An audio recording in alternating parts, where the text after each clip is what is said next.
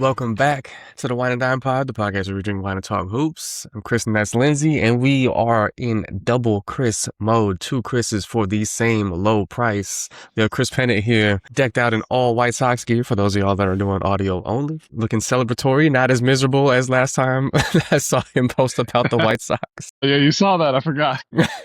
Yeah, it's better. I'm wearing my Tim Anderson jersey because my guy Tim Anderson announced his retirement today.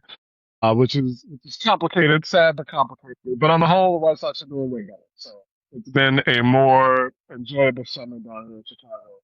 Good to be back on, y'all. Yeah, well, we're happy to have you back. Good to have you. I just got a text from Chris being like, I have some thoughts. Can I come on the pod? And we're like, come on back, buddy. It's a safe place. We process our feelings here, sometimes with the use of wine, sometimes not.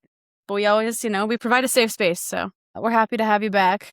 As a lot has happened since we talked to you last, but also even just in the last, 3 days. Man. A lot's gone down at the WNBA, so we'll let you take the floor, man. So in general, I've been back on the beat this year. I want to spotlight On Air Network and my guy Josh Hicks, who I've been rolling with for a long time. Check out all of our stuff, but especially my work, Justin who's writing, Josh who's writing, our guys who are shooting, Brandon, Benon, and John, and everything that's coming soon from them. But I was assigned to cover the game on Saturday, Sky versus the Fever. Always a big deal. They moved it to United Center, and as you would expect, there was a good turnout. I got a couple videos, one just because I take one every time I get in before the game, like, hey, this is today's office. And the place was pretty full.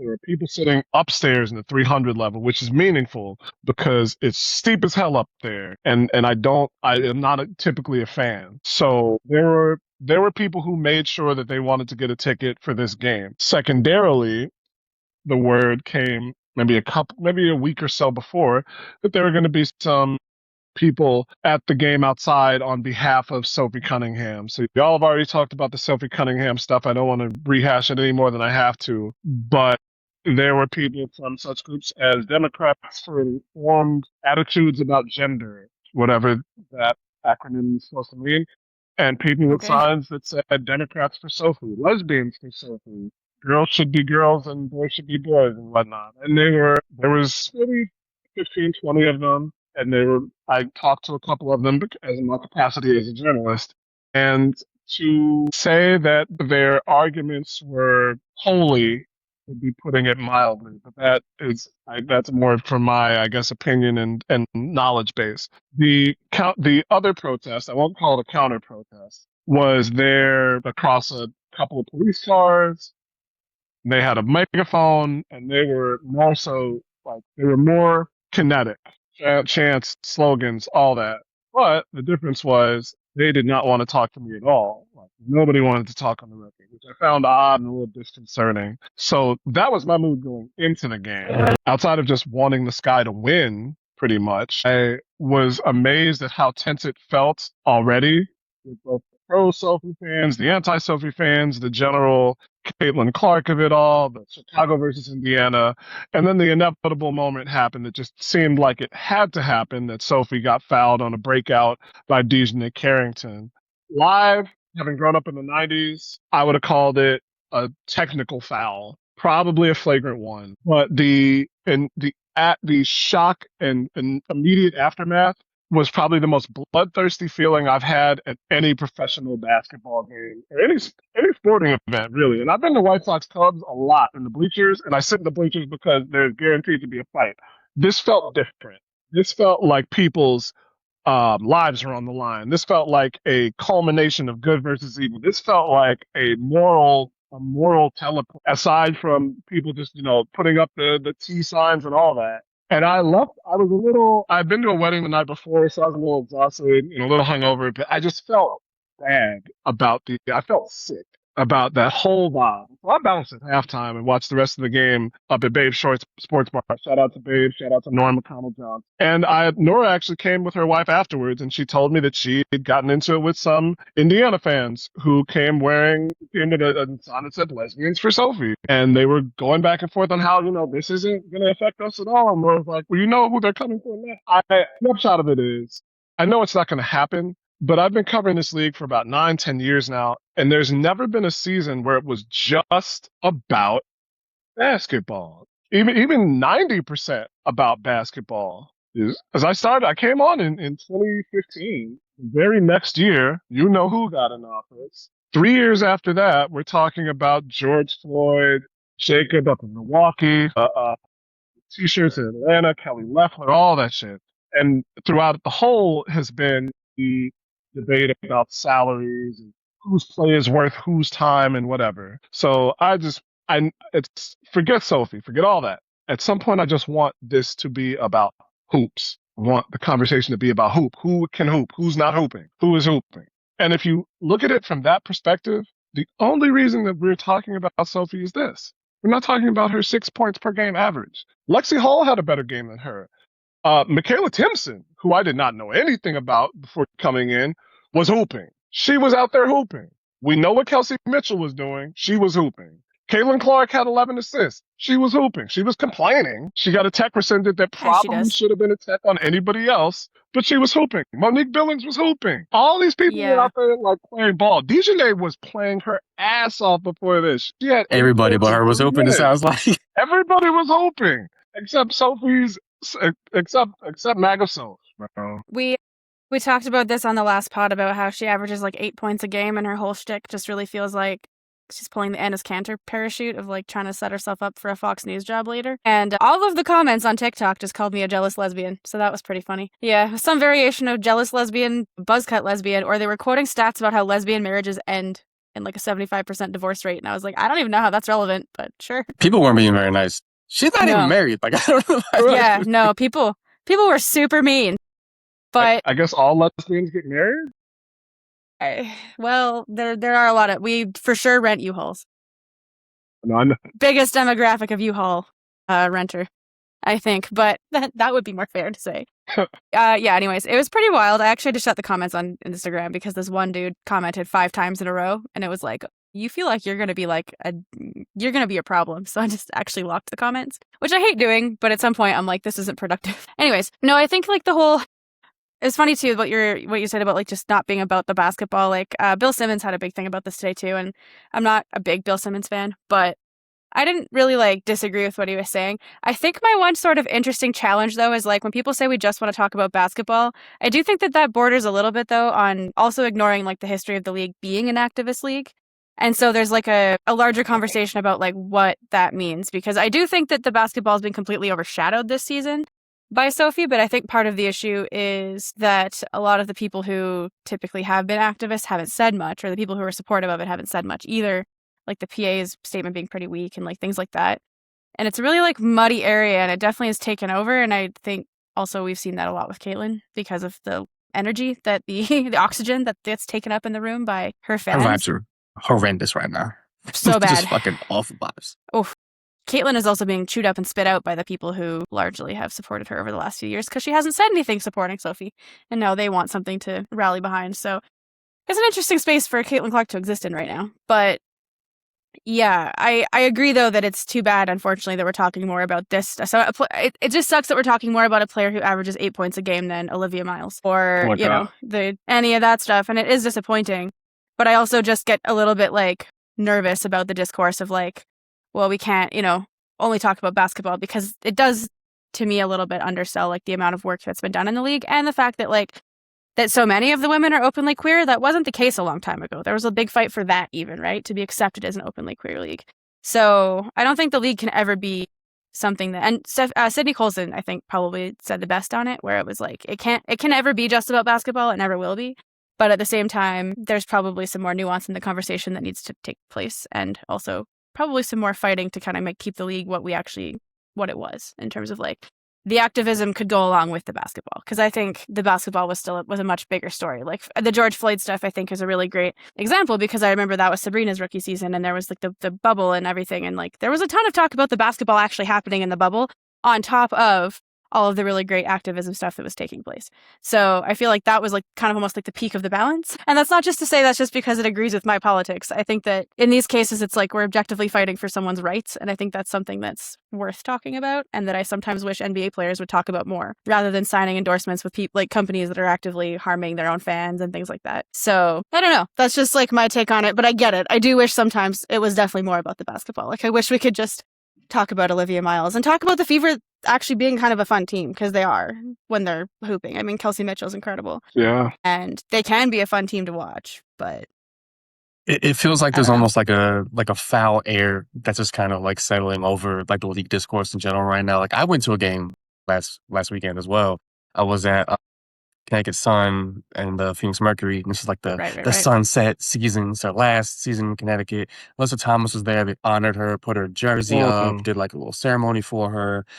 As you know, one of the foundational Connecticut Sun, franchise icons.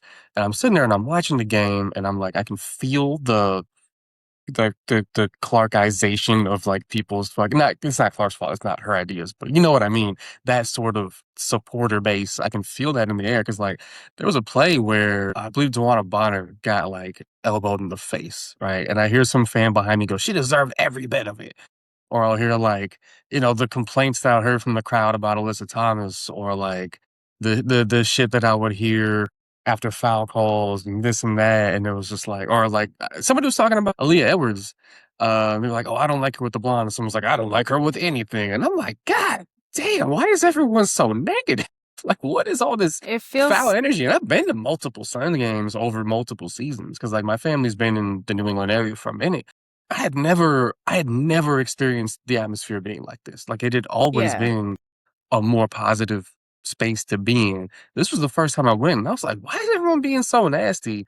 Like, one of your best players ever is here. We're supposed to be having a good time. Everyone felt, ugh. It was gross. It feels a lot like the worst parts of NBA fandom are starting to enter the WNBA a little bit in that sense, like the heckling and a lot of that shit. Not that it's not ever existed, but it just feels like more. And I've definitely seen a lot of tweets about like, if this is what the expansion of the league means, then I would take it all back. Like, let's go back to being the league no one cared about, because at least it was a lot more fun and it felt a lot more safe as a fan. And it actually really, like, we talked about this again last week too, but you mentioned it, Chris, like the like lesbians for Sophie, like those groups, like those people piss me off the most, because I'm like, she doesn't care about you either. Like, not even a little bit. Like, let's be honest. She doesn't give a shit, and if she could take your rights away, she probably would too. Like, or she at least wouldn't stop people from trying. And I had this debate with a friend of mine like a couple months ago, and she sent me this like reel just asking for my thoughts, and I reacted poorly, but I was a bit of an unhinged response, because I was just really passionate about it. But it was basically this like lesbian being like the T in LGBTQ is like a stain on the acronym, and like all this stuff, and basically calling trans people pedophiles and using the same arguments that have been used against queer people for like ever.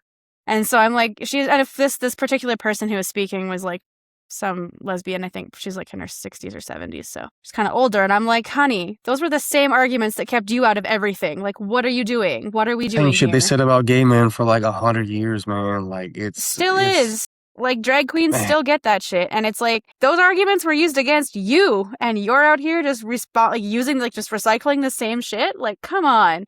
And that just really pisses me off, because I'm like, at the end of the day, like, we are all tied together, and whether you want to admit it or not, like, if they don't have rights, we're not going to for very long either. Like, let's not be stupid here. And it just, I don't know, that shit drives me crazy. There should be more solidarity. I mean, there's a lot of fractures in the LGBTQ community, and a lot of it does have to do with cis, gay, and lesbian women, but especially white people. But that's just like the reality of the situation. But it is definitely very frustrating seeing that in a league that is like so queer and has been so protective. And I mean, there has been a trans player, and as far as I'm aware, nothing ever really bad happened, because Laisha Clarendon was accepted and did well, and whatever, like, did not make them a better basketball player by transitioning. So like, they didn't suddenly turn into LeBron. So like, I don't know. It's so annoying that all of this is happening, and it just makes me really frustrated, especially to see other queer people tearing each other down. And it's like, y'all, we had to fight so hard just to get here. What are we doing? Like, why are we doing this? It was funny. I'm glad you brought up both of those things. First, the Laisha Clarendon, because I mentioned that to one of the people I talked to, and the woman didn't know who they were. And I It's funny. I kept doubling and tripling down. I was like, it's like Laisha Clarendon, you came out and using all pronouns, and did you have any feelings specifically on that? And she's like, well, I don't know who they are, but I assume that she is a woman. I was like, no, she uses she, her, and he, him pronouns. She uses all pronouns. And the woman was like, oh. You could just see her brain kind of stop. And It broke in that moment. and I didn't get to ask the question, or I didn't ask the question that was probably the most pressing to any of the people there, even the people that didn't want to talk to me, which was like, why are y'all here? Why are you at this game? Like, I get it, you're at Sophie, or you're just like, you're here for Sophie, but you could be anywhere for Sophie. Like, you could be outside any one of the gay bars in Boys Town for Sophie, I suppose. Like, you could be outside, you could go to Babes, they wouldn't let you in, but you could, like, pick at Babes, like you do at Planned Parenthood. What is your stake in the WNBA? And that's the thing that goes back to the everybody coming in, which is something that when I realized that a lot of people were starting to focus on it because of sports betting, I was at once like outwardly like, okay, this is what we needed. And then in my head, I'm like, no, this is bad, because once it goes to betting, it's going to be the same fantasy sports shit that the players that people liked ostensibly were getting, which was, you didn't score a fucking touchdown for me. I'm going to send anthrax to your house or some stupid shit. I wish it was just fantasy sports, man. The prop bets are fucking ruining people's lives, man. Dude, like, you didn't get that specific rebound. Yeah. Like, I'm Question. death threat. How much do you think was like sports betting, but also just the influx of like these really intense, somewhat toxic college fan bases that came with like Angel and Caitlyn and some of those players? Because I think that a lot of those fan bases didn't pay as much attention to the W until their like favorite like person was there, and then they brought a lot of that bullshit too. I can only say what my perspective has been, and so I'd say it was a lot more from the sports betting legacy media side that of when we brought in guys to talk about it, we're like, hey, this is going to be on your agenda now, but you haven't been watching, and so they realized quickly, like, oh, we need to have Monica McNutt on here, we need to have Andrea Carter on here. And even if it's going to get us views that Stephen A. is talking out of his ass again. But the college fan bases were always there, right? Like, that was the whole big deal. ESPN, for all their faults, was airing women's college March Madness before it was even called that. They were putting Connecticut on TV regularly. They were airing Connecticut versus Tennessee. I remember them putting Brittany Griner on coverage pretty much the whole day when she got to Baylor, because I was arguing with a guy at college about the octave of her voice and how he thought that she was a man. And I was like, no, she just has a deep voice. But this was in like 2011. So the college fan base is always going to be toxic because it's more tribal. So sorry to use that word specifically, but I don't have a better way to say it. It's more segmented. No.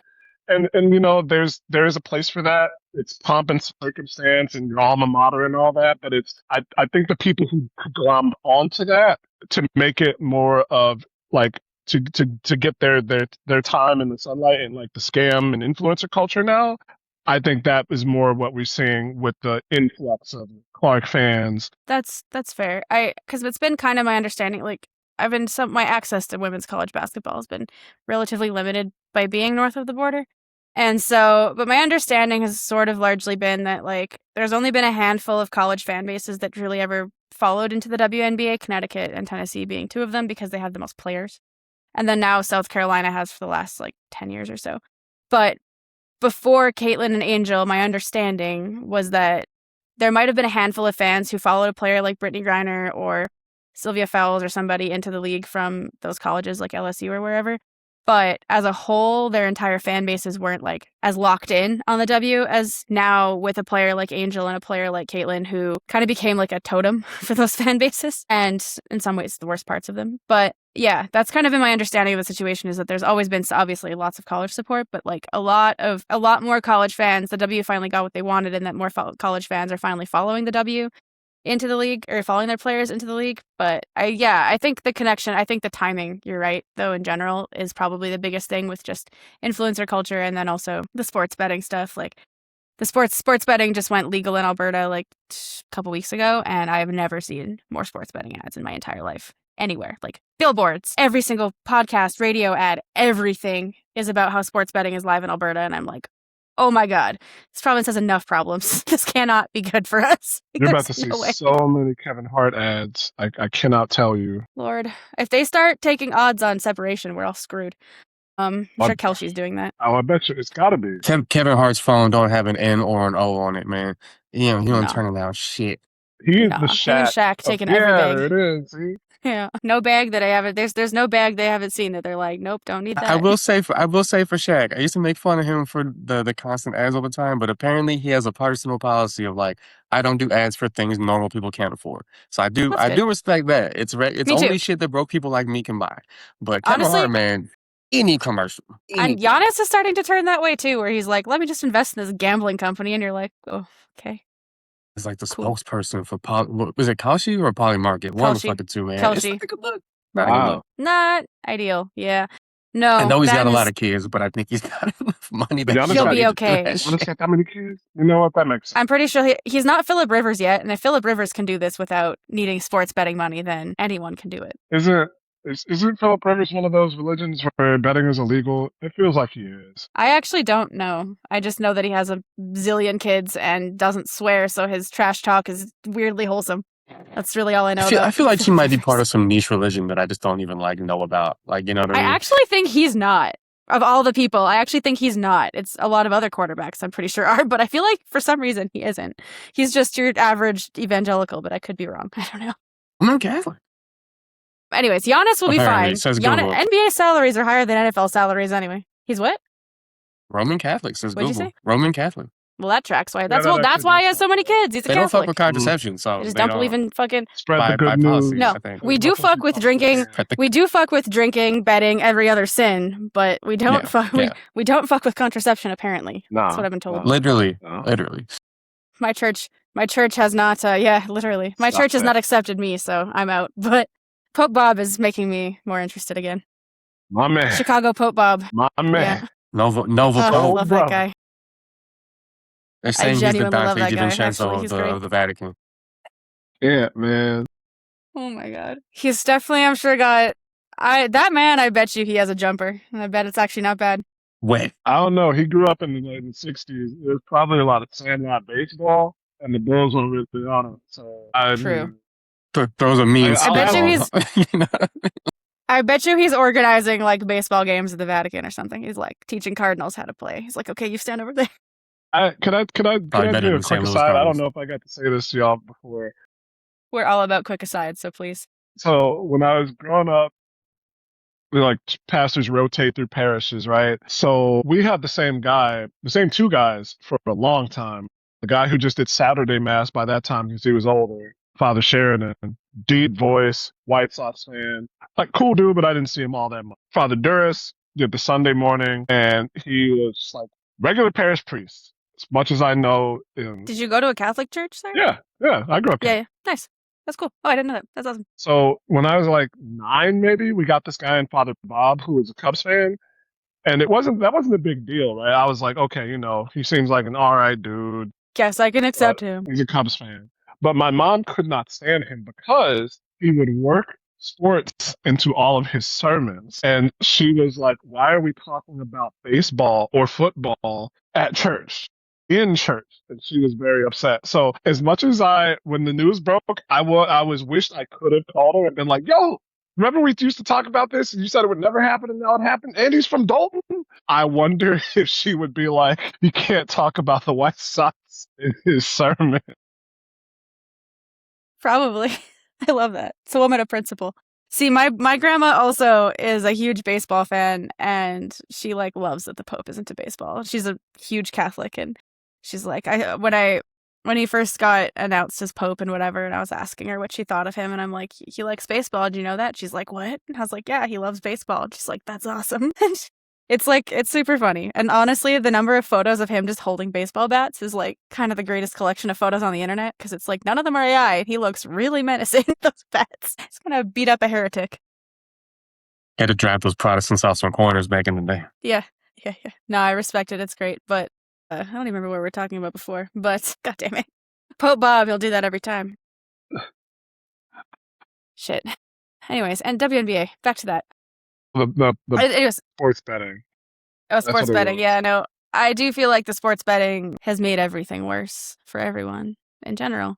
The culture of everything is so much shittier. But I think that's a fair point with the influx of sort of new people to the league is probably people who are also definitely sports bettors. What's been really interesting though now is seeing the number of like people jumping into the arena now that Sophie's brought stuff up. So for instance, there's two really big national newspapers in Canada. One's called the National Post. The other is the Globe and Mail. Neither paper is really worth reading. But anyway, National Post in particular. And both of them have published articles recently basically supporting Sophie Cunningham in some way. And what's really wild to me is I'm like, this paper has... the last time this paper posted about the WNBA was like years ago, if they ever have. Neither of these papers have ever weighed in on the WNBA or women's sports as a whole, except like maybe one or two pieces on like the Canadian women's national team, like the soccer team, because that's been or the hockey team, because those have been the most successful women's like national teams we have. But in reality, like they've never posted about women's sports. And then all of a sudden in the last 2 weeks, I'm seeing articles about like the WNBA and its culture war and Sophie Cunningham. And I'm like, what the hell? Like, you guys were not invested at all until it became clickbait to get transphobes in here. Like, it's just, like, seriously infuriating. And it's like, exactly, none of these people have ever watched a game in their lives until recently. And now they're even out here. legacy newspapers are not immune to the dominant force that is the attention economy now. Where it's like, how can I have the boldest take that gets the most people yelling at each other in the comments? Which is well, the sad. National Post used to employ this man named Rex Murphy, who was like the most racist old white man commentator, and he had an opinion op-ed in the National Post for like 30 years, and people genuinely respect his opinion. So they're not worth taking seriously ever. But he was like the Don Cherry of news, basically. The worst. No Yeah. fun outfits, though, probably. Zero. So, anyways, post media is destroying journalism in this country. That's a topic for another day. But them and Rogers are ruining everything. That's that goes into conglomeration. That's Canada for you, buddy. We're just a bunch of big companies in a trench coat. That's three of them at the most. Shit. So 5, because there's banks. Okay, Sinclair, three telecoms and then 2 banks. What is it? Sinclair owns most of the outlets, and then probably whatever subset of Disney, and then whatever subset of NBC or General Electric, not General Electric, NBC. GE. Yeah, it's GE. Oh, you're NBC. right. Well, GE owns NBC. I know this because I've watched a lot of 30 Is that Rock. whole 30 Rock? Yeah. When Jack Donaghy busts out the flowchart. Well, honestly, at this point, like every movie production company is part of another movie production company. Netflix now, basically. So it's just pretty much all it's NBC Universal, which is under Comcast. Yeah. So Comcast owns all that, which is saying something. General Electric is not part anymore. Okay. Yeah. That's one thing they got Crazy. out. Cut out of the TV business. So everything that you see is in some way controlled by 5 companies. So I work in probably one of the most the industries that has the most monopolies. Like there's really only a handful of just liquor in general. Their liquor industry is siloed into very big corporations. I mean, my company's we're the biggest agency in Canada and we're the 25th largest liquor seller in the world. But this one company who I will not name because we technically represent their products here. They are definitely one of the largest liquor agencies in the globe. They're probably top 5. They sell and own brands like Corona, et cetera, which don't in Canada. Those are under Labatt, but in the rest of the world, they're under this company. Yeah. Same with AB InBev, Anheuser-Busch InBev. They're one of the largest liquor companies on the planet. They own most of the beer brands. I went to Labatt has this private, which Labatt is part of that, and they have this private tap room in Eaton Center in Toronto, and a friend of mine worked there at the time, and he took us, and they had every single brand that is sold by Labatt, which is AB InBev in Canada, and it was wild. It was really crazy because there was a bunch of shit in there that I did not know they owned, and I was like, oh, I thought that was still independent, but nope. Goose Island got bought up by them, all these places. That was a big deal. Yeah, and there's tons of brands that I didn't even know had been bought up by them. So it's, I get it in terms of the conglomeration situation, because even our company's talking about acquiring more wineries because the wine regions are being hit really hard with weather issues and fires. So land is cheap. And it's like just really a weird and callous way to talk about it. It's like the conglomeration part is kind of going back to what we opened up with, because there's so many different outlets talking about this thing. Like Chris said, they're trying to get engagement. They're still ruled by the theory of engagement rather than the theory of even content or even like news dissemination. That's years gone. But they're trying to get their opinion out there so they can tell people what to think. But you could change the channel 6 times and it would still be the same company telling you what to think about it.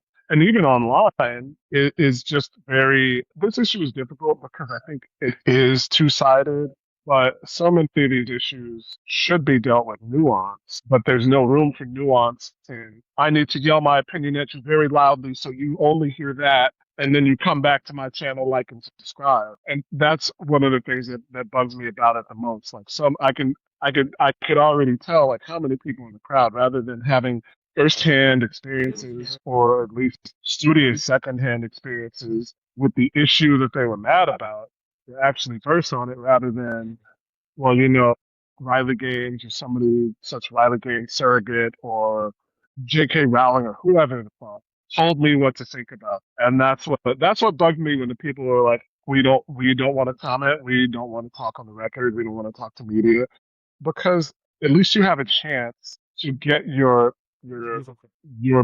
part out there with ideally somebody who's going to put it out there straight. If it reaches people, it does. If it doesn't reach everybody, it does. It's a lot of input rather than quality, thoughtful output. Yeah. No, for sure. The J.K. Rowling thing is funny too because Stewie famously has her collaboration as well, and that was really like Yeah, that's right.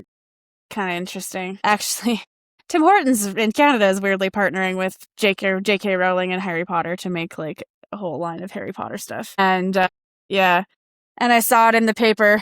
I saw it in the Calgary Herald, and it was like basically this op-ed guy who was being all like, oh, why are people freaking out about this? And it's like, oh my God, do we seriously have to have this conversation again? In particular, because trans people do not have rights in Alberta. So like, come on, man. But yeah, it's definitely frustrating. The discourse is like, I mean, Twitter's never exactly been anyone's place, and it's certainly gotten worse since Elon bought it, and it's mostly bots now anyways. But it's just been really like disappointing to see a lot of the discourse, entering like just like mainstream media in a way where it's like, y'all don't care about this league in any meaningful way. So why are you here? Like, go away. We don't need you. And yeah, I guess it's just like expansion, but at what cost? I don't know if there's going to be a good outcome to like when they hired Cathy. You look at her resume and you're like, okay, they're trying to make a business expansion. Which they did. It worked. That's what they're trying to do. And she lived up to her credentials in that sense. Yeah, it's like she's gonna try and take shit straight down the middle. She's going to her final thought is going to be, how does this hurt or help our bottom line? How does this draw more revenue? It's the Vince McMahon of it all. Are you going to draw me money? There's a clip that I saw with this is a wrestling thing, so it's going to go a little by the wayside maybe. But a pay-per-view was coming up, and a guy was in the company who battled Vince McMahon for talent, for ratings, for TV views, for different styles of wrestling, all that. And the plan was that Paul Heyman, his dad, was going to go out and basically run Vince McMahon down, scream in his face for like 10 minutes. And the whole crowd was going to get behind it. And Paul, who is notoriously outspoken, to put it loudly, Vince is like, you sure you want me to say this? Like, you sure you want me to say all this? Because this was 01 and it was cable, so pretty much anything wrong. And Vince was like, yeah, go out there and draw me money. You want people to watch the next day. And that's kind of what it's been. So the Players Association has a duty, but as much as they're supposed to be independent, I wouldn't be surprised if they have a similar eye on this is going to increase our player salaries in the future to have more people interested in this. It doesn't matter in the short term how it affects the product. It matters that more people are going to buy tickets. And so you're thinking that from the player's perspective or from the league? A little of both. More so the league, but I think somewhat from the play. That is a off-the-cuff analysis of why the Players Association statement might have been milquetoast. Well, and they can't, to be fair to them, I suppose, they can't exactly. They represent everybody in the union, and unfortunately, Like, that includes people who you don't agree with. I mean, this has always been an issue for players' unions, and any union, frankly, but any organization of people, really. But it's always been a problem for players' unions when one player is kind of causing, like, a ruckus, because it's like, well, we can't really punish you because we can't set a precedent of punishing that player, because then that precedent will be applied to every other player in this union. And it's like, ultimately, you are still a member who is protected by the union. I think it's kind of like the most interesting part of the Kawhi Leonard conversation on the other side of on the NBA side with all that's going on, because actually on Pablo Torre's podcast, referencing one of our employers here. No, just kidding. They had a really good episode with DeMaurice Smith about kind of the PA's end of that situation, and how DeMaurice Smith was like, the PA is in its best interest, actually, for there to be a salary cap, because the salary cap acts as a rule of law. And if there is no salary cap, then the PA basically loses any leverage that it has. And so when you have a player who is because at the end of the day, like, they don't, the salary cap, or like the CBA is like your rule of law. And so if you are allowing your players, or you're allowing things to undermine that, it means that the owners no longer are going to have to abide by that. And that's the only thing that you have bringing them to the table at the end of the day. And so he's like, it's really an interesting place for the PA to be in, because obviously they're going to support the player. They're going to defend Kawhi Leonard no matter what happens. He's a member of the union. That's what happens. But at the same time, their own lawyers could also potentially look into like other action where it's like, you can't necessarily punish that player, but what do you do as a union? Because you have to fight the league. But at the same time, like, this also hurts other players in some ways, because you want everyone to get the most amount of money, but you know that not everyone's going to get that. And if owners can suddenly start going around the rules, then they're going to do that. And it's going to hurt everybody, because then what does this piece of paper even mean? And what's the point of even having a union? So I just thought that was like a really fascinating question too. And it's like, this comes out with, and then on the W side now with Sophie, it's like, I think a little bit of that applies, where it's like, they can say so much where they want this to be a league that's not against hate, blah, blah, blah, but they use really generic language that is, I mean, Sophie even used herself, right? About like, I want everyone to feel comfortable coming at the table to me, blah, blah, blah, blah, blah. And it's like, well, you can't talk out of both sides of your mouth, but she is. And is her prerogative. The PA has to defend her, but at the same time, they also have to defend their other players. And so it does, I think, also lead to that sort of milquetoast statement of like, we have to say something, but what can we say? We technically represent everyone here. So I don't know. It's messy, but it's disappointing. You kind of hope for better when they can release strong statements on other things that I'm sure there wasn't exact unity on, but I don't know. I do find it ironic, though, that Sophie's like, let's stick to basketball, guys. And then immediately announces that she's shopping a book deal. So a tell-all book, which I mean, oh my I God, wish she wouldn't tell us shit, man. That'd be great. Unless she's going to tell us what happened in Phoenix, we'd like to know that officially. She's not going to tell us how to dribble. That's for damn sure. No, there will be no telling about how to play basketball, but how to beg the married CEO of your team, perhaps. Hold on, what? Yeah, so there's a lot of rumors. Rumor? Did I miss out on I'll let you take this. Chris, as the resident Mercury fan. Hey, block this out of my brain, but there was a rumor that she was smashing the CEO of the Phoenix Mercury at one particular point in time. And it has not been, she has actually like spoken about it publicly and like went out in public. The fact that it was even like there was that much smoke that she had to address it is probably not a great hit reputationally. So yeah, fun times. Yeah. Desert makes people go crazy. That heat, man, does something to the brain. Is this the same as it's not the same as GM's, the general manager, right? I think it was like the team president or CEO. It was, like the CEO or something. It was like somebody really high up. It was more than the general manager. Yeah, CEO Josh rumor. Bartelstein was the rumor. That's curious, because he's not a black dude. Does she have a thing for black dudes? Does she seem like the type of day black? She's certainly not, to me. No, because does not give that vibe. No, because you know how the drill goes. The more publicly out you are talking down about somebody, the more privately you have what we call a fetish about said group. True. So, this is true. It's like the Boondocks episode where Huey met Ann Coulter and she was dating like what was the dude's name?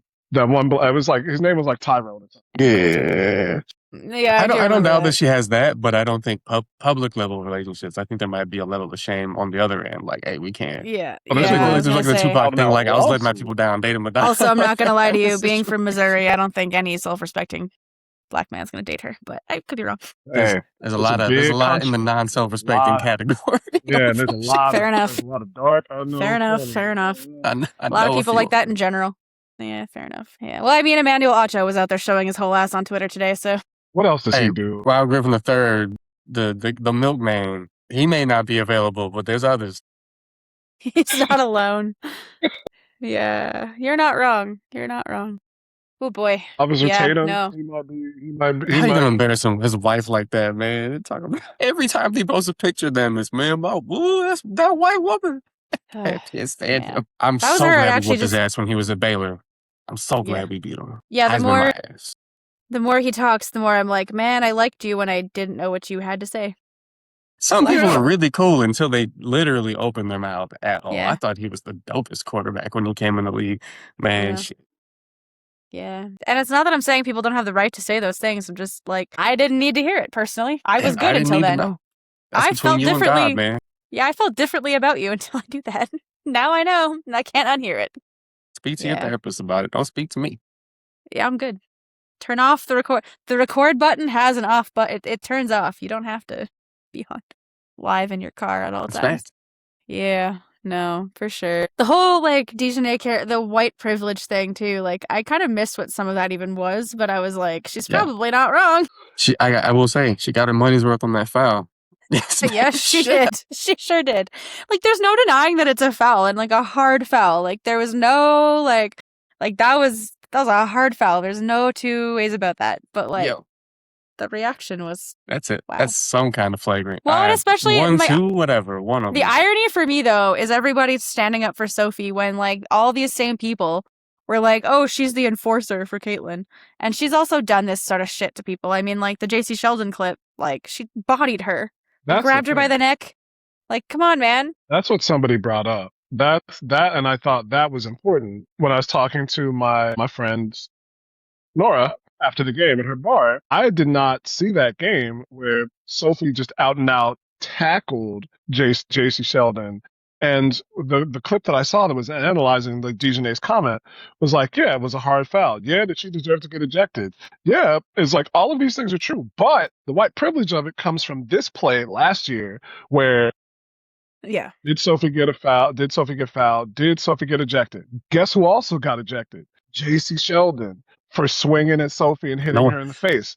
And then she showed the play. No one again, talks about white and on white Sophie violence, man. clearly throws Nobody a talks lot at about it. Dejanay. She clearly hits Dejanay in the face, hand extended, all that stuff to get you ejected in the NFL didn't warrant an ejection. That's the crazy part. I got a friend in roller derby who is from Iowa and has supported Caitlyn since Iowa because he supports Iowa, and so he's been out talking about this for a while. And he's not one of those rabid dog Caitlyn Clark fans, but he has been posting his ass off about this, about how Carrington doesn't need to do this because she's a great defender. She doesn't need to play dirty. And I went back and forth with him because, again, I respect him. He's smart about it.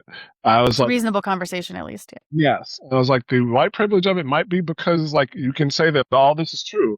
And I forgot to bring up the extended hand, but it's like, in the context of all this is the fact that you can't look at it in a vacuum. It's That's still exactly it. Sophie. Yeah. If it was somebody else Yeah. who you didn't expect this from, then it'd be like, well, damn, that's crazy. But this is what she's known for. This is the More shit than she anything does. else.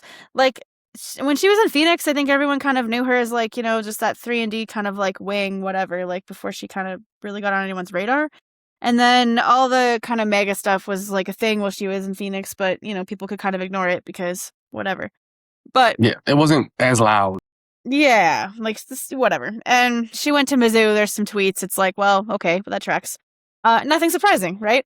Unfortunately. But then you have, since she's gotten to Indiana in particular, she's really taken on that role as Caitlyn's protector, her great white savior, basically. And like the number of people that I have, like friends and whoever, who had been sending me just clustering, like, oh, like Sophie, just for like hard plays Sophie made. And I'm like, they're kind of just like celebrating her as an enforcer. And all of these are friends of mine who are more like hockey fans than they are basketball fans. And then they're kind of getting into it. And so it's like, that's a role of like a player that you kind of learn to love, right? That fourth line enforcer, that person who's like, and I'm like, okay, but like, she's actually pretty, exactly. And I was like, to be honest, I was like, she's not a very good player and she's not a very good person either. And they kind of were all like, oh, okay, whatever. And didn't really take me too seriously. And now it's like, I've told people, I'm like, if you send me more Sophie Cunningham stuff, like I will not respond to you at best. I will block you at worst. Like, because you need to listen to somebody who actually who actually watches the league.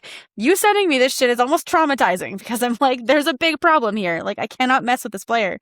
But her enforcer role is kind of, I think, what started to get her some attention and someone who, like, from the fans and kind of some love, like, likability and whatever. And now it's like, no, she's just dirty. Like, she's not really protecting anybody, actually. She's just causing harm. And it's not even clear as to why, like, most of the time. So, yeah, I love Dejanay. Team Dejanay all the way. I mean, hell yeah. Like, I liked her coming out of Baylor. I liked her when she was she was where was she before Connecticut? Did she get drafted by Dallas? Was she at Stanford? She was drafted by the Sun. Okay. I thought for some and then reason she got traded to Dallas, and then traded to, and then she I got it reversed. Yeah. The wild thing is the amount of, I'm just scrolling down these mostly AI covered YouTube account stories. And after the top 3, which is CBS News twice, shout out Barry Weiss. You know, you mix it with the Honey Weiss, and then Dave Portnoy Socrates. It's like double ESPN, and then your boy Emmanuel Acho, and then all of these user accounts who are like, was this worthy of a suspension? She has to be suspended. And like, how many 8 of these accounts? There was like 4 accounts in a row. It's like, this is a black dude account. This is a black dude account. This is a black dude account. This is a black dude account. Like, Dejanay has to be suspended. Suspend her for the rest of the season. Like, what are y'all gaining from this? What are you actually gaining? Bots, man. Bro, is this really worth it? Was it blackfishing? Blackfishing? I cannot. There's one that says Stephanie White doubled down defending Dejanay Carrington, not Sophie Cunningham. And I didn't watch the press conference, but I saw Stephanie during the game. She was livid about non-fouls and about Tosh Cloud coming down the baseline or the sideline yelling at Indiana. She was on it for her players for sure. And then I see this, like, Stephanie White needs to be fired, which is how I know these guys don't watch the WNBA. This is I think when I talk about it wanting to be about basketball, it's not like, Lyndsay, you're right. There is no way that this league can just be completely about basketball all the time. The NBA used to be like that and is less so now because it's finally reached the tradition level of age and the lucrativity level of revenue as well. Yeah, money changes everything.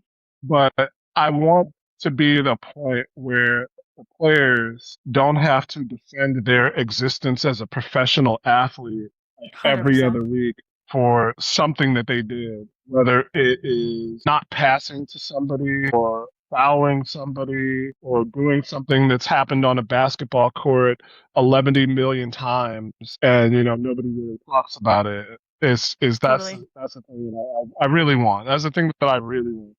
People call ESPN like racist because they're supposedly defending Dejanay, and I just need people to read a book. Just need people to stop being weird about everything, for sure. It's yeah, I agree with you, and I completely agree that it'll never be it can never be a league that's only about basketball, but it would be nice to be able to talk about the basketball with like some nuance and not have the other stuff bleed into the actual conversation about the basketball, because that foul was just a foul. It doesn't have to be more than that. Like, Dejanay's a physical player. She always has been. This isn't the first time she's fouled somebody hard. Won't be the last time. Same with Sophie. I don't even think Sophie's hard fouls are like intentional in terms of her, like, I think she's dirty, but I don't think I'm in terms of like a racism or any of that stuff. Like, I don't think she brings that on the court. I think she's just kind of a dirty player and kind of always has been, but it's just more loud now. So like, we can talk about that completely separately from her like off-court antics. She's just annoying to be like, let's just talk about basketball. And it's like, do you really want that? Because I think that if we did, you would not want that, because we just focus on how not good at the sport you are. All right, let's talk basketball. Let's talk about how you are, like, how Lexi Hall is a better one-on-one defender than you. Let's talk about how your position is kind of obsolete if you're not hitting at least 2 threes a game. Let's talk about how you're not even that nice in the face. That's not basketball. I apologize. Sorry, that was me. I apologize. You can cut that in post. That's not necessary. But let's talk about how you are like so far down the list of like players that GMs are looking at for their team in terms of like tactically. Like, who could we bring in that fits better? Let's talk about how if Damiris Dantas wasn't injured, you would be riding that. I was gonna say, the fact she's not even a starter anymore, but she gets starter attention. Like, girl. And no, I'm actually, shit. Somebody in The Athletic had a really great article about that too, where it's like, oh, you want to talk about, or I think it was was it Candace Buckner? No. Was it Candace Buckner? I can't remember. Somebody in the, I can't remember if it was Candace, but there was somebody in The Athletic, and apologies because I can't remember, had exactly that article about like, oh, sorry, sticking to basketball, so-and-so. And it's just exactly those things where it's like, it's really hard to tear them apart. Like, you can't separate the basketball from what's happening, but at the same time, like, you can't contribute to the conversation and ask for it to just be about basketball. Like, you can't start this whole, like, hoopla and then be like, oh no, just basketball. And it's like, well, I think you started this because no one wants to talk about your basketball. Like, I don't know. It's just the aura farming and just trying to gain relevance through, like, other shit that's frustrating. But, I mean, there's some really fun things happening in the league, though. I mean, not for my Toronto Tempo. We're definitely Delulu for Juju. I hadn't heard about them in a minute. Hadn't heard about them for a minute. Injuries have been tough, not gonna lie. That's been a rough season. For Juju. They gotta be for Juju. They gotta be t-shirts. At least you have picks to tank for. That's the tank. I won't see a first round pick for the rest of my life. As a Mercury fan, no, you will not ever see the Mercury pick in the first round. There was like a thing on Twitter today, though, about how I guess there's a good life in Brampton where they found someone shitting in the lockers. So someone's like, in Brampton, they're doo-doo for Juju. And I was like, what the fuck? Tempo fans in the GTA are not okay, apparently. I mean, not that was the person shitting in the lockers, but the hashtag, I was like, that's not okay. So anyways, yeah, we're Delulu for Juju. That's the tank hashtag for Tempo fans now. But actually, it's been a really fun conversation, though, because there's a number of us who've been watching the league for longer who are now watching a lot more of the new fans who are like, hey, like fellow Tempo fans who've been watching the league longer, when is it okay to start cheering for the tank? Like, when do I have to start caring about the college prospects? Like, all of these things. And it's been kind of funny to see because there are a ton of Raptors fans and people that I've known just from Raptors Twitter who they watch the league, but not like closely, and who have never seen so much WNBA basketball now that we have a team. And it's been really cool because it's awesome to see those people come in. And most of them have done it very respectfully and have been really, really great about like, hey, like, when do I start cheering for the college players? Like, when do I start paying attention? And it's like, those questions are funny and kind of wholesome. And it's like, yeah, great. Like, you're trying to be a fan. But it has been a really interesting atmosphere of like, oh, I can tell who's like new to the league and who has been like, we are Tempo fans now because we've been waiting for this team our entire life. But we had chosen other fan bases and chosen other teams and other things to support. And now have that like mix of like, we've been following the league a long time and now we have our own team. And so you can tell too, because a lot of people who are kind of more on that side are like actually still just like rooting for the team to be like, can somebody get a rebound? My kingdom for a rebound, like those kinds of things. And then there's like the tank people who are like, that's okay, we're Delulu for Juju. And it's like, yeah, but I still want them to show good habits. Like, I still need to see like progress and that this team isn't going to be complete dog shit next year. Like, we still want to see things out of these players. So it's been a really interesting time in a good way, but it's been kind of fun. I'm looking over this Candace Buckner article. Just I gotta. It was Candace. I'm pretty sure it was her. That's the one. Okay, good. This is the writing that we've been. Yeah, no, exactly. It's like it was exactly like the tone and everything. Like, you could read the sarcasm was very clear, and just the like, how dare you? And I was like, yes, get her, Candace, get her. But yeah. Anyways, what? Any other thoughts you wanted to get off your chest there, Chris? No. How are we feeling about this guy? Do you think Skylar Diggins? Oh, I was like, who was that directed to? Well, either of you, I guess. The Chris's, plural. We need to get Christian B on here and have just like a super Chris episode. Man, that would be great to get Chris. It would destabilize the whole community. It's good that we're not all in the same city because That's true. It would be. No, I think we need to actually try and meet up in the same city. I need to a see meteor would just descend on us. I'm into it straight away. I'm here for it. I didn't say I wanted to live on this earth for much longer. Like, let's go. I mean, at this rate, will we? Like, I remember I couldn't breathe the air like 3 or 4 weeks ago. Right. I mean, neither can I now, and we haven't been for months, really, now. I was going to say months. Mean, all of BC is like, well, I have family that's currently like preparing to evacuate potentially, so. Christ, man. So I get it with the fires. We may not be on this earth for long. So again, if we're going to go out, we got to go out with a super Chris party. Hell yeah. Let's meet in Chicago. Let's go to that cocktail bar, Chris. It'll be awesome. Man, and you know what? I think they got new owners, but there's always another cocktail bar. There's always another mixologist. There's actually, if it's a Monday, we can go to my friend's spot that does Noche Latina and spins all Spanish music.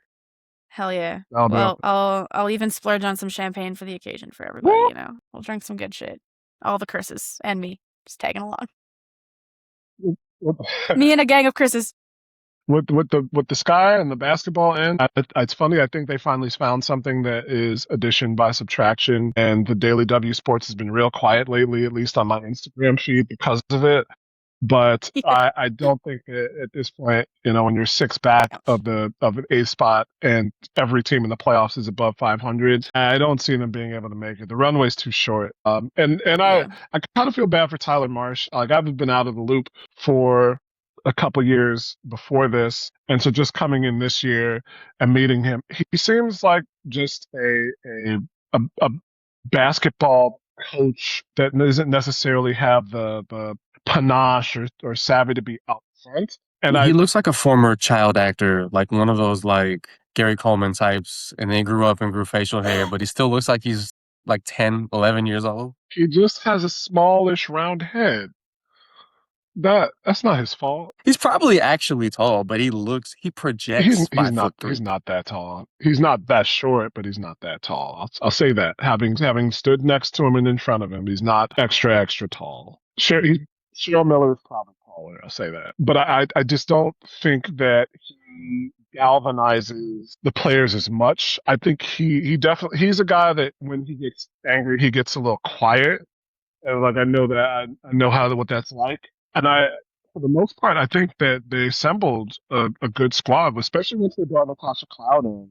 Like she Yeah. is going to be everybody's biggest fan, as well as taking it upon herself to get a bucket when the team needs a bucket. And so you have, when things fall right, you got quality rookies building themselves out. A couple of younger players was like when Camilla takes it strong, when Camilla's really feeling herself, then she is, 20 points a night. She's 8 rebounds, 10 rebounds a night. But they had such a bad stretch, and they've honestly gotten unlucky in a lot of games. Yeah. That they're better than their record shows, but I don't see them making the playoffs. There's just not enough time left. Do you think things would, or I guess 2 questions. I guess the first is like, are you surprised this guy didn't end up trading Skylar Diggins-Smith? No. Or do you just think there's like no value, to be honest, in terms of a trade with her? Well, like she's hurt. Like I know they brought Dejanay in on that contract and she was hurt, but Skylar is, well, I'll say hurt. I was just gonna say, is she? Yeah, and at this point, with what happened, it's not like a change of scene. People have tried that before. It's like it's not necessarily like a change of scenery is going to do her any good. And like I said, all the playoff teams are above 500. Washington's 17 and 13, 17 and 12. So even that, they're not world beaters, but they're 5 games above break even. They're so much fun. Teams don't need to change what they've got going on as far as I've seen. So well, and I guess my thing with Skylar is like I haven't watched as much of the Sky this year as I usually do. Part of that's been because of the tempo, and part of it's just been honestly being busy. But it seemed like even though Sloot was more limited, obviously coming back from injury, she's actually looked pretty good, all things considered. But the offense just like runs better through Tasha Cloud and Sloot than it did through Skylar. And as much as Skylar's a really talented player, I kind of wonder if that mold of player is not as like, I guess, and like I don't know if she offers like her skill set at this point in her career is offering any team over 500, like putting them over the edge. Like she's not an elite shooter. She's, there's just certain things where I'm like, she's probably not that, and she's not going to come off the bench. So it's definitely a piece where you're changing your whole team's culture to bring her in. And it's like, it's giving Westbrook and that, like Russell Westbrook and that sort of same vibe where it's like, I hope that her, like, I think she can contribute to winning still, but her ability, her, I don't even know how to put it, like her willingness to do so seems to sort of wax and wane very quickly. It just seems like a bit of a starting, every time she starts in a new place, it's going good. And then something happens that she doesn't like and it changes. And it's like, the bridge is then burned is kind of what it feels like. It doesn't, and I don't know obviously everything that goes on in the background, and I'm sure a lot of her reasons have always been justifiable, but it just feels like now this is what her 3rd or 4th team where it's kind of flaming out, and I'm like, so what does this mean? Like, what do you? Not a lot of bridges left to get you out of Skylar Island right now. Like that is, it is just in the middle of the water at this point. She may need a raft. It's, sometime at some point something's got to change in her mindset. That's the thing. It felt like a cloud kind of left. She's been on the bench, right? Like she's sitting at the end of the bench for these games. Like she was there on Saturday. She was there when they beat Los Angeles the other day. So she's at the games, but you don't see her be like the first one up to congratulate people the way you see Sydney, the way you saw Sydney Taylor out there after the quarter ended in the first. And or even like Rakia Jackson's been super engaged just by being injured, you know. like Maddie Westbeld got kind of passed up by Koulibaly on this developmental contract, but Maddie's out there. That could be a thing where she would like retreat into a shell, what have you. And Skylar's, for better or for worse, has been like that, right? She's fiery in a prickly way. She is a Miles Davis type of artist. Like, get the fuck out of my face when somebody comes for a high five, right? Like when somebody comes for an autograph. But when you can't produce at the same level, yeah, and you have to kind of figure out a way to change up, it's difficult. Totally. I mean, I felt a bit like frustrated at her whole like social media post because it was like, look, man, I get it.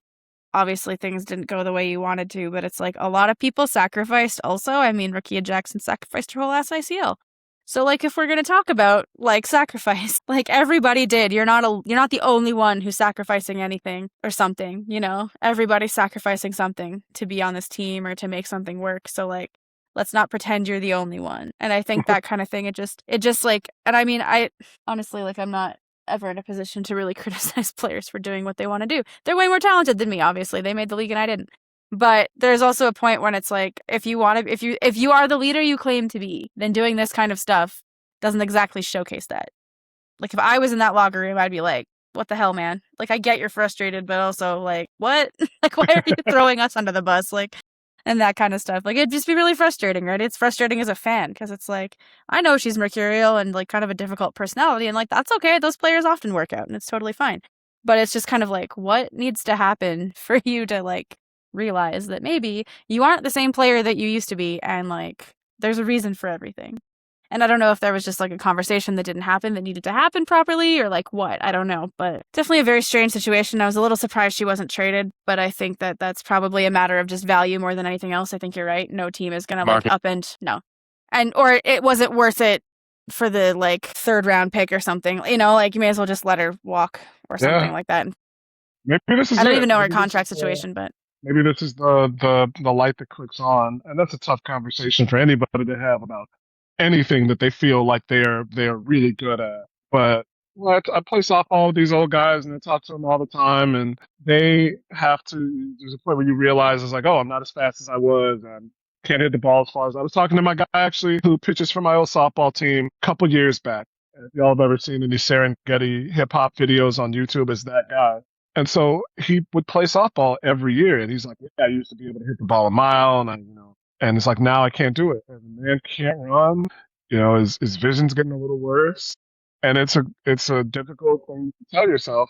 Time is just passing you up. Yeah, it is. And like, it's tough, but I mean, I guess we'll see what happens, right? If she wants to keep playing, she'll have to figure something out. But I guess real quick before we wrap, who's your MVP so far? MVP for the season? I want to say Chelsea Gray because she hasn't gotten it, and because that game last week was crazy.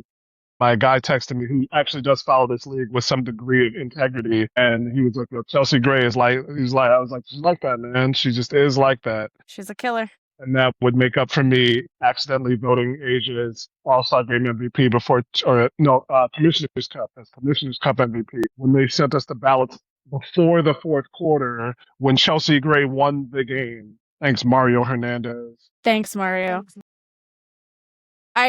I personally still think it's Asia's MVP to lose, but Chelsea Gray has been incredible. I think Olivia Miles I'm is this close to saying Olivia Miles for MVP, man. Like, I didn't even realize she was averaging 20 a night. And they were number one team in the league with Phoebe not even playing until like a weeks ago. I've said this like 5 times on the pod. Whoever let the fucking Lynx draft Olivia Miles, straight to jail. Straight to jail. Actually, on that note, I do want to say something as a bereaved Sky fan. Can we finally talk about the Sparks making terrible trades too? It's not just us giving teams all the talent. The Sparks also were part of this. We should not be blamed. Justice for Jeff. I mean, he makes a lot of dumbass trades, and I don't agree with him, but like, we're not the only ones who do this dumbass shit either. Justice for Jeff. Hey, Olivia, I would vote for Olivia if Asia wasn't there. But yeah, the fact that the Lynx continue to get away with this ultra right ass shit is egregious. It seems a different level of unfair that like Olivia Miles gets to be coached by not only Cheryl Reeve but also Lyndsay Whalen. No, Just feels really unfair. no, Kicking she's gonna be everyone's able to play ass, the man. fast game and the walk it up game and play defense and shoot threes. It ain't right. Yeah. It ain't right. It ain't right. She ain't right. I thought she was the best player in the draft going into the draft, but I didn't think she was going to be maybe the best player in the fucking league. Yeah. And man, It's amazing. No, it's truly incredible, and seeing her. she's almost And it 50, was 40, like 90, dog, as a rookie. I know. Oh my god. Well, and like Kayla McBride was like, yeah, it's great playing next to a real point guard. I felt bad for Courtney Williams in that moment, though she did obviously clarify the comment, being like, I've loved playing next to everyone. Courtney Williams is fine, and everyone loves Courtney, and it's like no disconnect in the disrespect in the team. But I do think that Olivia Miles has showed the value of like true point guards in certain situations as well.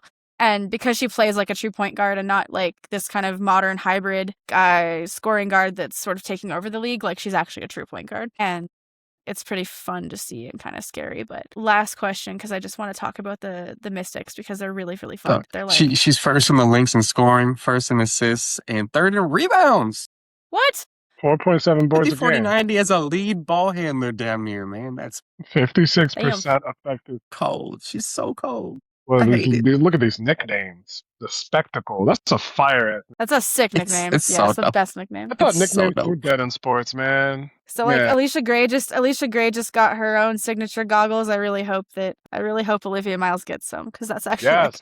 an amazing like thing to move into. Who cares about signature shoes? I'm getting signature glasses. Yes. That's what I've been Yo. that's what I wanted. That's what I was Yeah, so I happy mean- when Diamond got the contract with Oakley. Yes. Yep. Yeah, like that's like it's like a market inefficiency. It's like more companies need to sign up for that shit. Like Where else? there's tons of players who have like unique merch needs that you could easily support. while and make a staring lot at of the money on. screens all day long. More people need glasses more than ever. But The Olivia Miles blue light glasses would go real hard. hell yeah. Everybody in their corporate offices gets to pretend to be Olivia Miles while they're staring at their stupid computer screen. I would do that if I still worked in an office. It's like when you wear your basketball shoes to the office to feel cool. Yeah. What's your Olivia good Miles. about the Mystics? Shout out Sydney Johnson, by the way. Got out I of just Chicago. love their energy. I will say watching Shakira Austin makes me a little bit sad because the Tempo tried to get her on an offer sheet and it didn't work.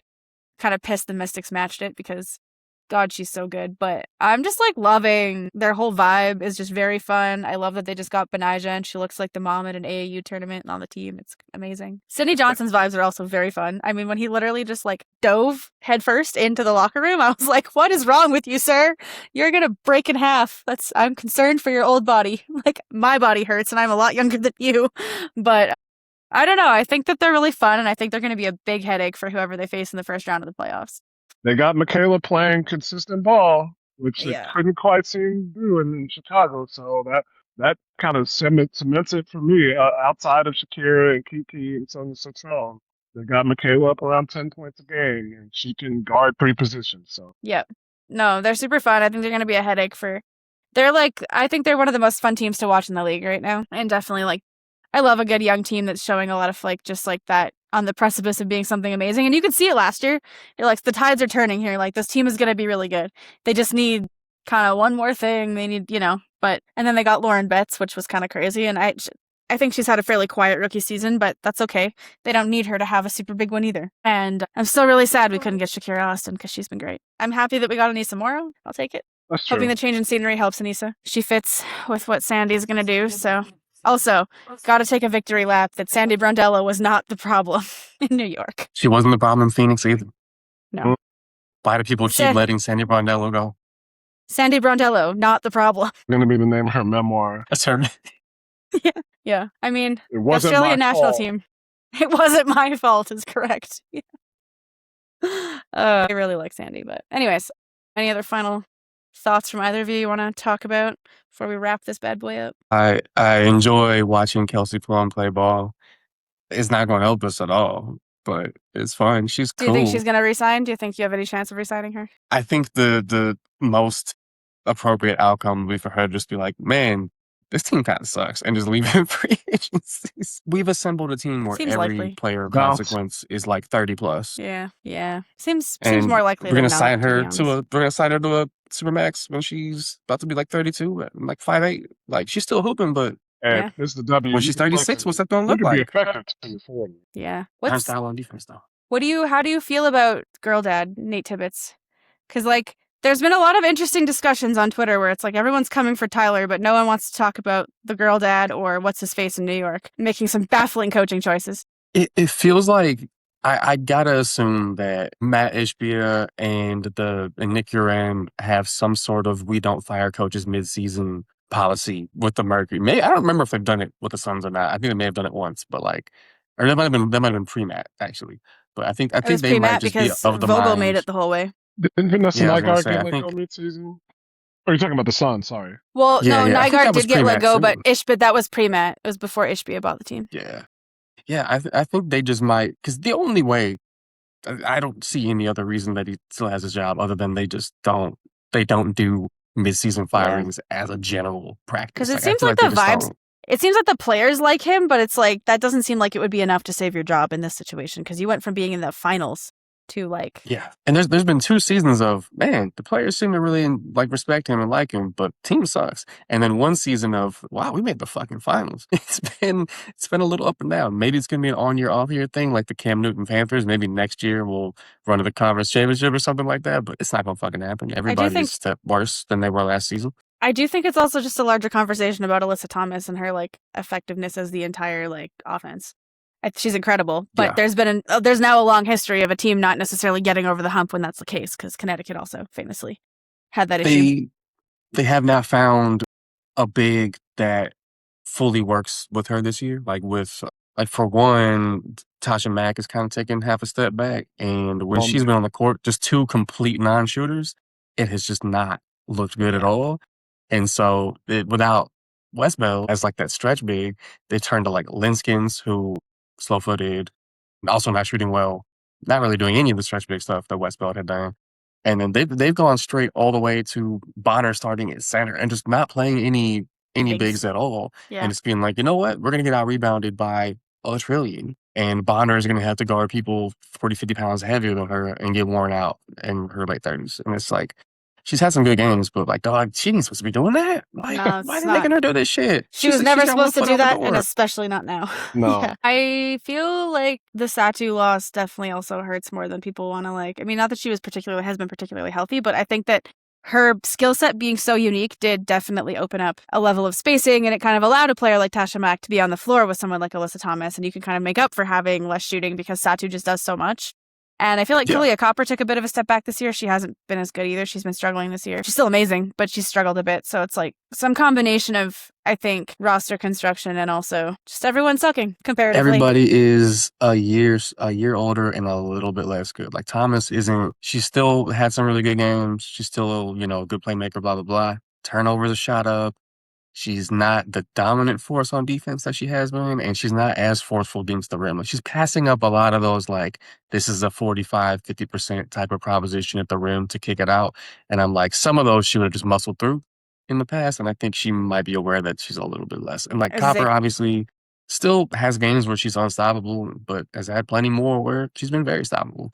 And partly that's because of the spacing issues and shit. She's a excellent slasher. Yeah. When there's no fucking space to do that, it gets tough. And her 3-point shot has definitely waxed and waned over the years. She's never been super consistent with it. So yeah, it's definitely a big defensive fall off has been the scary part. That has been tough. And they kind of missed a chance this season. And I think going to the finals kind of doomed them in this way because there was a chance with the free agency extravaganza that never really happened, where the whole league was free agents.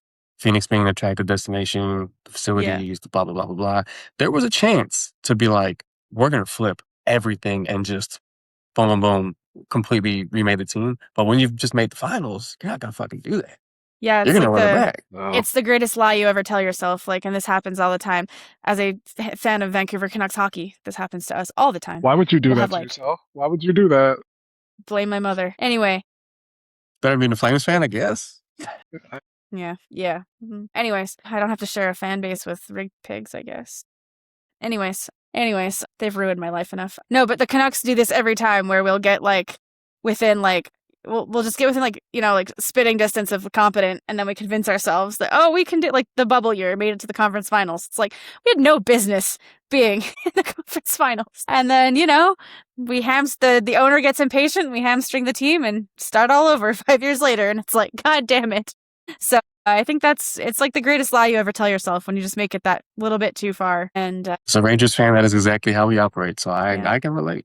Dolan and Aquilini are like super similar owners. It's actually I'm very like tied to disappointing. Dolan for life. I had to be a Rangers and Knicks fan. Yeah. Francesco also fronts his own.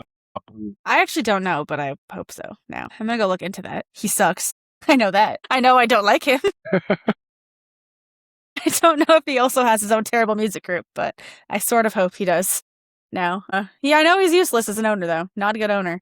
And it's disappointing because it's like you have a fan base that cares deeply and you just don't give a shit. Yeah, the team is a nightmare. Although trading Quinn Hughes is aging better for me as a fan, at least. That's something? Well, after the whole like USA hockey shit, I feel better about him not being on my team. But I didn't know he was. That's why I knew his name. I was like, why do I know this guy's name? Because him and his dumbass brother were the ones who were primarily like showing up to the White House, and they did they were on the call and all that shit. And they were the ones laughing the loudest. I was thinking, my mind went straight to the Hockey Canada thing, and I was like, oh no, he's not even Canadian. I did not. So. My dots weren't even connected. No. I just heard the wrong country. Yeah, I was like, they're not Canadians. They were not involved. But there are other shitty things, but actually one of the Hockey Canada players just got rejected from a team in Sweden, so that made me happy. I'm like, good, get them out of the NHL. I still can't believe the Vegas Knights signed that asshole. Rangers signed one too, so did they? Part of why I did not watch a single game last year, and I'm pretty sure he's still on the roster. Fair enough. I mean, the Canucks signed Evander Kane at one point, so there was that. I haven't watched hockey consistently in like almost a decade, so probably not a bad thing at this point. For these reasons, actually, is why I moved away from watching the NHL. I just can't. But yeah, anyways, we can talk about that crappy league another time. It's irrelevant right now. All right, well, unless you have anything else, we can wrap this up. And let us know what you got to promote. Let us know. Well, where can we find you, Chris? On Air Network, like I said, find us on Instagram. On Air Network, I believe onairnetwork.com is the website. Hopefully the user interface is a little better than it was. It's not that I will find it and give you the website later, but just search Chris Pennant and you can find my articles. Also, if you're ever in Madison, Wisconsin, come and see Forward Madison FC. I'm the PA guy. And otherwise, my pro video reel will be up. So if you get it above like 400 views, that'll be better than anybody else's pro video reel on YouTube, I guess. But basically, if you need a voice, I'm available. Hire me. It's onaireverywhere.com. Oh, you found it. I did. So you're better at the internet than I am terminally online. Cool. All right. Well, we'll definitely share this in the show notes. Everybody go find Chris's stuff and support the hell out of it because, friend of the podcast. Thanks for coming on. Really appreciate it. And yeah, we'll see everybody next time. Oh yeah, I guess everyone should follow us on Instagram at wineanddimepod. Yeah, we're terrible at the self-promotion thing. Not good at it. Anyways, find us there. Yeah, on that, we'll chat later. Later.